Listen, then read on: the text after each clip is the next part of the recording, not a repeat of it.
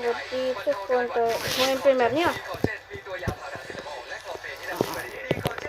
อ๋อคือหน้าจอมันเกือบหลุดไปพอดูตรงนั้นaccount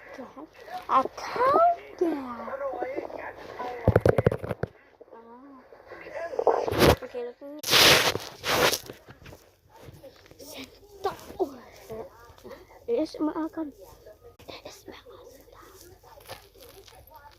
มันยังอยู่เลย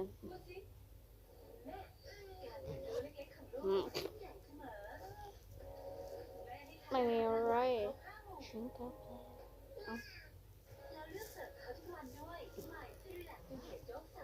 ยุงติดปลั๊กเหรอแม่มีด้วยเหรอยึดปลั๊กนะวันนี้พวกเราจะทำหนังกันนะเพื่อทำอะไร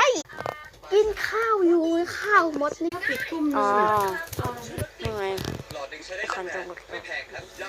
แล้วก็ไม่ใช่ข้าวหมดแล้วขอกินคำเดียวไปนี่นะโอ้โหโอ้ยเจ็บจ้ะอ๋อทำหนังเสร็จแล้วจบกลับไปแล้วนะ EP นี้โอเคทำเบอร์ใช่ป่ะไปเลยบ๊ายบายไม่นี่ค่ะ